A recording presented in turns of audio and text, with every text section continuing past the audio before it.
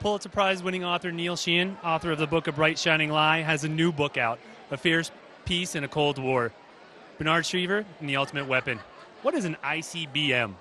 An ICBM is a rocket that, with a hydrogen bomb in its warhead, it's fired up into space. It travels through space at 16,000 miles an hour for 6,000 to 7,000 miles, and then it would come down on its target.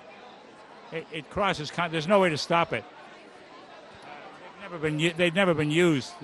The whole point of you and I would probably not be having this conversation if it wasn't for these people. They built this weapon not to make war with it, but as Bernard Schriever would say over and over again, this is the first weapon in the history of humankind, which is being built not to use in war, but to deter war. I wanted to start with what an ICBM was, because I think that tells the story of Bernard Schriever and the scientists who helped create it. Do you want to tell me a little bit about Bernard Schriever? Yeah, he was 6 years old when he came here from Germany during World War I, and his mother brought him here 2 months before we declared war on Germany.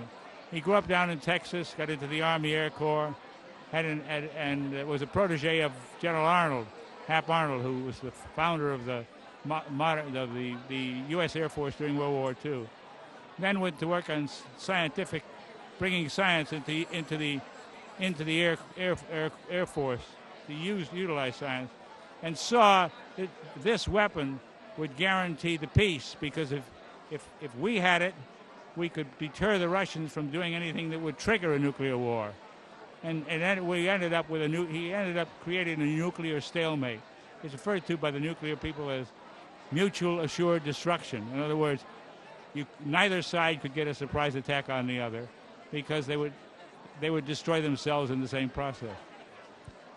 In the book, you talk about the resistance that Mr. Schriever and his team had putting this together. Can you talk a little bit about that resistance? Sure. Because this is a book not about hardware, but about people. They ran into tremendous resistance from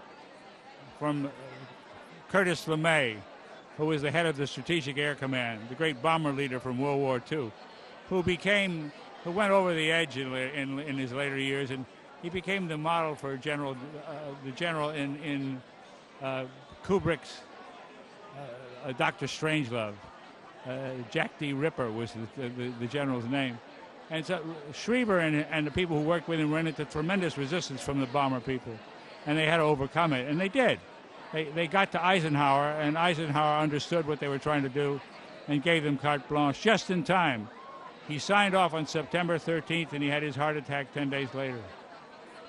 How long have you been researching this book?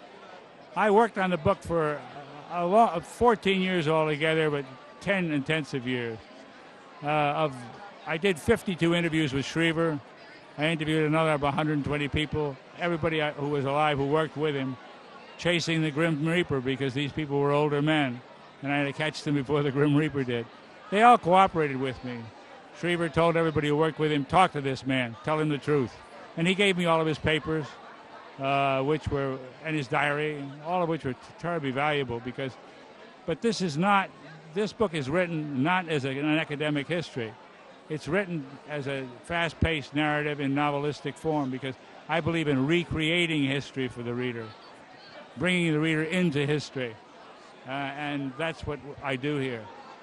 15 years of research, it's a long time. Did your views on the Cold War change at any point during that time? I realized, yes, because we all think of the Cold War as one long ice age, and I discovered through writing this book that it was not. That in the beginning, and it's a period that was overlooked, which is one of the reasons I wanted to write this book. In the beginning of the Cold War, it was a very warm confrontation between the Soviet Union and the United States, with both sides jockeying for power. And if either side had made a misstep at that time, we would have had nuclear war and the end of the Northern Hemisphere. Because these weapons don't just destroy cities. They create ecological effects. They block out the sun. You get nuclear winter.